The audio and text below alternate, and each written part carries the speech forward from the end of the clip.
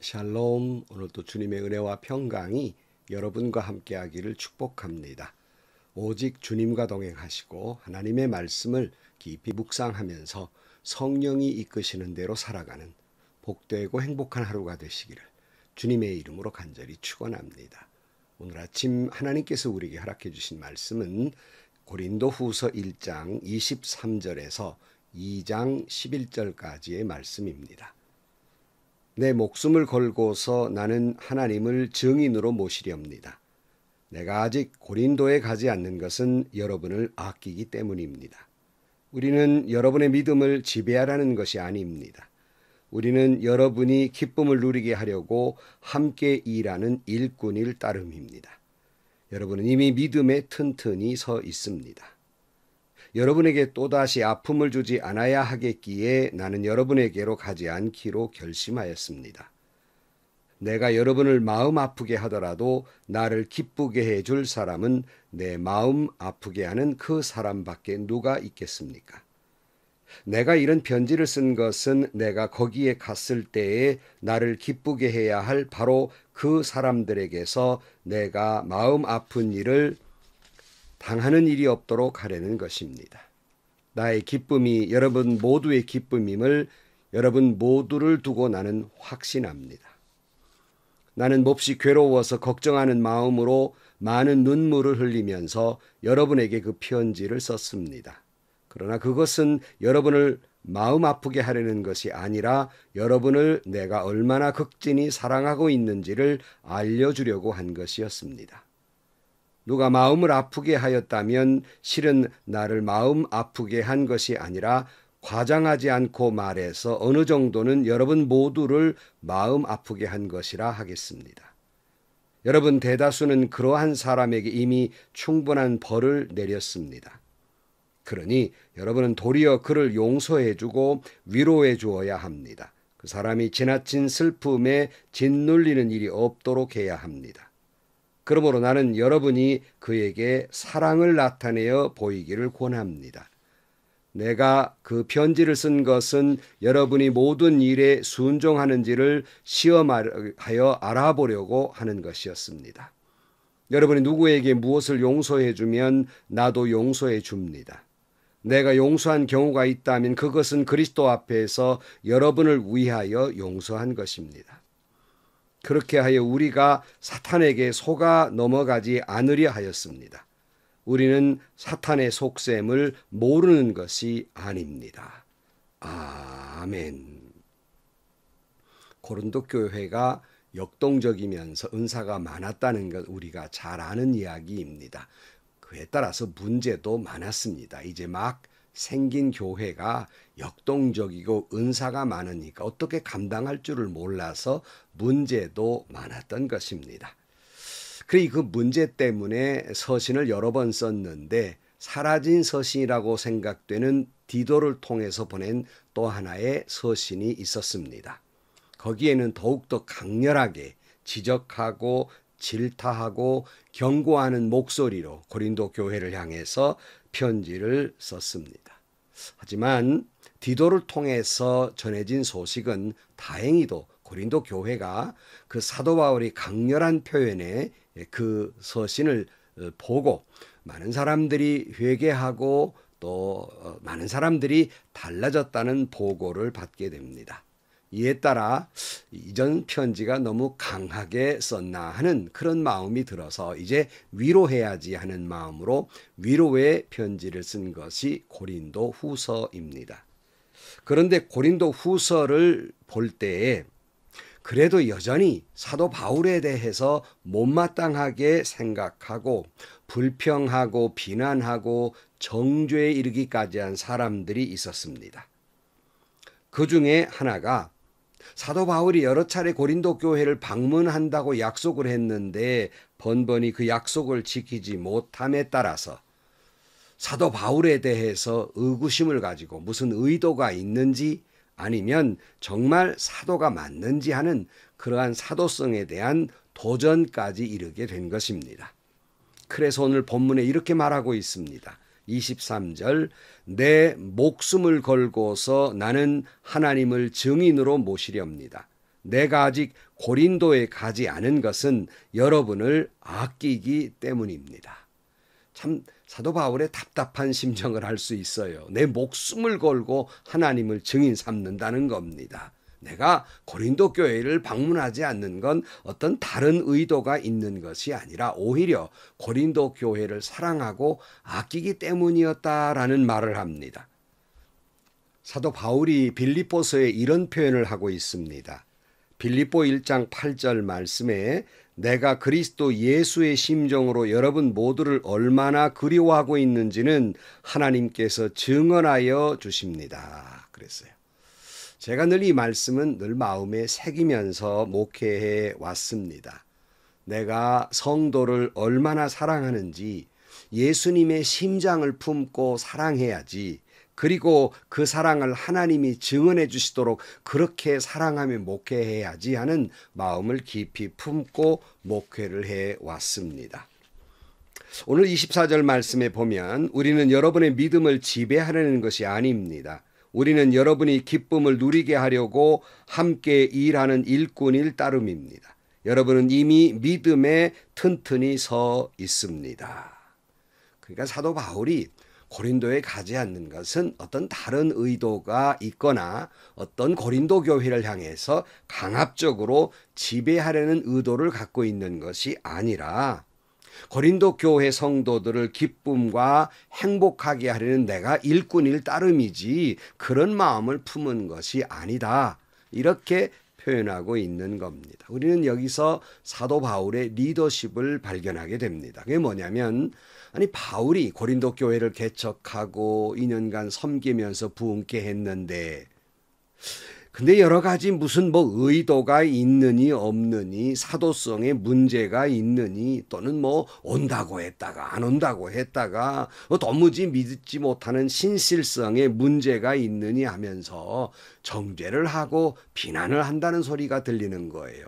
생각 같아서는 당장에 쫓아가 요절을 내고 시시비비를 가리고 그리고 자신도 그들에게 하고 싶은 말 다 퍼붓고 싶은 마음도 있는 겁니다. 그러나 사도 바울은 그러지 아니했습니다.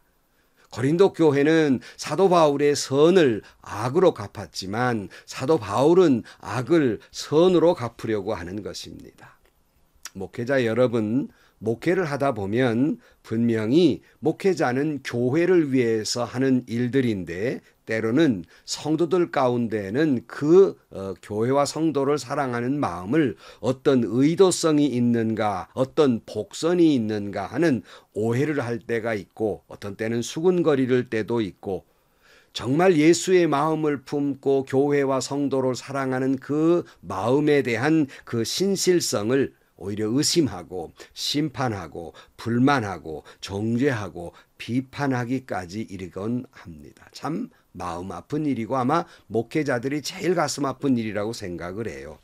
그 어느 목사님이 그런 말하는 걸 들었습니다. 참 목회라고 하는 것이 영원한 가슴앓이다. 이렇게 표현하면서 참 동감을 했습니다. 부모가 자식을 사랑하는 것도 영원한 가슴앓이듯이 목회자가 교회와 성도를 사랑하는 것이 어떤 때는 혼자 도는 바람개비처럼 짝사랑을 하고 있을 때가 참 많습니다. 또 목회자뿐만입니까? 교회 안에 성도들끼리도 마찬가지예요. 교회 안에서 교회를 사랑하고 조용히 섬기는데도 불구하고 사람들 중에는 그 선을 악으로 갚으려 드는 사람들도 있고 또 어떤 이들은 그 선한 의도를 악용하는 사람도 있어요. 내가 이렇게 해도 저 사람 본래 착해서 내게 달리 못할 거야 하는 그의 선을 악한 것으로 이용해 먹기도 합니다. 그래서 선을 행하는 사람을 힘들게 하고 또 교회 안에서도 보면 참 선한 사람들이 자꾸 그렇게 악한 사람들에게 상처를 입고 당하는 모습들을 보지 않습니까? 그러다 보면 교회에 조용히 선하게 섬기던 사람들도 그만 교회에 대한 실망, 성도에 대한 실망으로 마음 문을 닫아버립니다. 그것이 자꾸 연결되다 보면 교회 전체가 마음의 문을 닫아버리고 또는 파벌이 생기고 분규가 생기고 교회의 본래의 모습을 잃어가게 되곤 합니다. 그래도 그래도 말입니다, 목회자 여러분. 그럼에도 불구하고 목회자들은 예수의 마음을 품고 섬기시는 성도들도 예수의 마음을 품고 낙심하지 마시기를 주의 이름으로 축원합니다. 결국 마음의 문을 닫지 마시기를 축원합니다. 왜냐하면 하나님은 아십니다. 그러니까 목회자도 사람을 보고 목회하지 마시고 성도들의 섬김도 사람을 보고 섬기지 마시고 오직 주님을 바라보고 목회하고 오직 주님만 바라보고 섬기시기를 주의 이름으로 축복합니다. 오늘 본문에도 보면은 이 사도 바울의 모습을 보면은 여전히 예수의 마음을 품은 리더십, 사도 바울의 리더십을 알 수 있어요.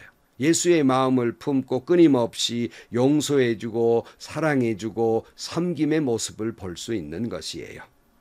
그래서 오늘 1절 말씀에 보면 여러분에게 또다시 아픔을 주지 않아야 하기에 나는 여러분에게로 가지 않기로 결심했습니다. 라고 2장 1절에 말씀하고 있지 않습니까? 그러니까 자신이 고린도 교회에 방문하지 않는 것은 뭐 또 다른 아픔을 주지 않기 위해서 고린도 교회에 방문하지 않는다는 거예요. 여러분 아시는 대로 사도 바울도 한 성질이 있거든요. 그가 혹시 가게 되면 또 시시비비를 가려야 되고 또 경고해야 되고 또 어떤 때에는 또 이렇게 안 좋은 말도 해야 되고 하기 때문에 혹 그것이 고린도 교회에 상처가 될까 봐 내가 편지를 쓰노라 하는 거예요. 그래서 2절 말씀에 내가 여러분을 마음 아프게 하더라도 나를 기쁘게 해줄 사람은 내가 마음 아프게 하는 그 사람밖에 누가 있겠습니까? 좀 말씀을 읽다 보면 무슨 말인지 좀 혼란스러워서 그 밑에 말씀을 공동 번역으로 좀 알기 쉽게 말씀을 드리면 2절 이하에 보면 나를 기쁘게 해줄 사람은 여러분밖에 없습니다. 그런데 내가 여러분의 마음을 아프게 한다면 나를 기쁘게 해줄 사람에게 슬픔을 안겨주는 셈이 되지 않겠습니까? 나는 만나서 기뻐해야 할 사람들을 만나보고 오히려 내 마음이 슬퍼지는 일이 있어서는 안 되겠다고 생각했습니다. 내가 기뻐야 여러분도 기뻐하게 되리라는 것을 나는 잘 알고 있습니다. 그래서 나는 여러분을 찾아가는 대신 그 편지를 써 보냈던 것입니다. 나는 대단히 괴롭고 답답한 마음으로 눈물을 흘리며 여러분에게 그 편지를 썼습니다. 그러나 그것은 여러분의 마음을 아프게 하려고 쓴 것이 아니고 내가 여러분을 얼마나 극진히 사랑하고 있는지를 여러분에게 알리려고 쓴 것입니다. 그러니까 때로는 사람이 얼굴과 얼굴을 대하고 말하는 것도 유익할 때가 있지만 어떤 때는 너무 얼굴과 얼굴을 대하다 보면 감정만 앞설 때가 있기 때문에 편지를 쓸 때는 깊이 생각하고 혹시 이 표현이 혹 상대방에게 좀 마음 아프게 하면 고치기도 하고 할 여유가 있지 않습니까? 그래서 사도 바울이 이렇게 편지를 써 가는 것보다는 편지를 써 보낸 것이다. 자신이 기쁨이 되는 고린도 교회에 이런저런 질책을 하고 이야기하다 보면 그들의 마음도 아프고 내가 사랑하는 고린도 교회인들에게 슬픔을 줄 수 없고 그건 자신의 슬픔도 되기 때문에 고린도 교회 방문을 미룬 것이라. 그래서 내가 눈물을 흘리면서 이 편지를 썼노라 이렇게 표현하고 있는 거예요. 그러니까 고린도 교인들에게 편지를 쓴 것은 마음을 아프게 하려고 쓰는 것이 아니라 얼마나 내가 고린도 교회를 사랑하는지 그 사랑에서 다 그런 말을 썼노라 이런 말을 하고 있는 겁니다. 우리는 이 말씀을 통해서 바울이 고린도 교회를 얼마나 사랑하며 성도를 얼마나 아끼고 있는지를 엿볼 수 있습니다. 목회자 여러분, 우리도 사도 바울의 마음을 품읍시다. 사도 바울이 품은 마음은 예수 그리스도의 마음입니다. 그러므로 예수 그리스도의 마음을 품읍시다. 그처럼 교회를 사랑하고 성도를 사랑하시기를 축복합니다. 예수님의 심장, 예수님의 마음을 품고 교회와 성도를 그럼에도 불구하고 사랑하시기를 축복합니다. 자, 하지만 이런 서신을 받고 사람들이 회개하고 변화를 받았는데 그중에 여전히 그렇지 못한 사람들이 있단 말이에요. 꼭 그런 속에도 문제가 있는 사람들이 있어요. 다른 사람 다 은혜 받는다는데 자기만 시험 드는 사람이 있는 거예요. 그래서 그것을 어떤 사람은 가룟 유다의 티오다 이렇게 이야기하는 분도 계세요. 즉 무슨 말이냐면 예수님에게도 가룟 유다가 있었던 것처럼 목회 현장에도 가룟 유다의 티오가 있더라. 교회의 어떤 공동체에도 가룟 유다의 티오가 있더라. 여러분, 어떤 공동체에도 꼭 그런 사람은 있는 거예요. 그러니까 너무 마음 아파할 것이 없어요. 저도 때로는 이런 일이 있을 때마다 아니 어떻게 나를 다 좋아할 수 있겠는가. 야, 예수님도 12제자 가운데 하나가 그처럼 못된 사람이 있었는데 나 같은 사람이야 얼마나 더 나를 못마땅히 여길 사람이 있겠는가 하고 때로는 이해도 하고 때로는 위로도 받는 적이 참 많습니다. 근데 고린도 교회도 그런 사람들이 있단 말이에요. 그래서 5절 말씀에 누가 마음을 아프게 하였다면 실은 나를 마음 아프게 한 것이 아니라 과장하지 않고 말해서 어느 정도는 여러분 모두를 마음 아프게 한 것이라 하겠습니다. 여러분 대다수는 그러한 사람에게 이미 충분한 벌을 내렸습니다. 그랬어요. 그러니까 한 사람이 사도 바울 주의 종을 마음 아프게 한 것은 그 한 사람 바울만을 목회자만을 마음 아프게 한 것이 아니라 옆에 있는 사람 다 은혜 받고 있는데 공연히 다른 사람까지도 마음 아프게 하고 신앙의 아픔을 신앙적으로 다치게 하는 일이 되더라는 거예요. 그러다 보니까 그런 사람은 또 공동체의 눈총을 받기도 하고 배제의 대상도 되기도 하다 보니까 이미 그 사람은 그런 환경 속에서 이미 벌을 받은 것이다. 이렇게 말하고 있는 거예요. 제가 종종 이런 말을 합니다. 어떤 사람이 누구를 정죄하거나 미워하는 것 옳지 않지요. 죄지요. 그러나 그 사람은 이미 저는 벌을 받은 사람이다. 이렇게 말하곤 합니다. 왜냐하면 누군가를 미워하고 정죄하려면 그 사람은 먼저 자기가 마음이 지옥이 돼야 해요. 마음이 나빠야 남을 정죄하고 미워할 수 있지 않겠습니까? 그러므로 남을 미워하거나 정죄하는 사람은 그 자신이 미리 이미 벌을 받은 것이다. 이걸 사도 바울이 그렇게 설명하고 있는 겁니다. 바울의 마음을 힘들게 하고 이에 따라 다른 성도들의 신앙마저도 흔들어 놓는 사람들, 그런 사람들의 외톨이가 됐으니 이미 그 사람은 벌받은 거다. 이렇게 말합니다. 왜 이런 표현을 하면 다음 말을 하기 위해서예요. 7절 그러니 여러분은 도리어 그를 용서해 주고 위로해 주어야 합니다. 그 사람이 지나친 슬픔에 짓눌 일이 없도록 해야 합니다. 그러므로 나는 여러분이 그에게 사랑을 나타내어 보기를 권합니다. 그랬어요. 바울은 더 이상 그런 사람 미워하지 말고 용서해주고 위로해주고 오히려 그 사람 마음 다치지 않도록 지나치게 슬프지 않도록 해주고 도리어 사랑을 나타내 보이라고 권면합니다. 여러분들 잊지 마실 게 있어요. 교회에서 어떤 일이나 사건이 일어나든지 간에 마지막 피리어드, 마지막 결론은요, 용서요, 사랑이요, 위로입니다. 기독교에서, 교회에서, 십자가에서 용서를 빼면 뭐가 남습니까? 사랑을 빼면 뭐가 남습니까? 그게 무슨 의미가 있는 거예요? 뭐 때문에 교회 다니는 겁니까? 그런데 슬프게도 현실은 교회 안에서 비일비재한 일들은 내 눈에 흙이 들어가기 전까지는 내가 용서 못한다고 정죄하고 미워하고 분노하는 일들이 비일비재해요. 더군다나 믿는 사람들끼리 말입니다.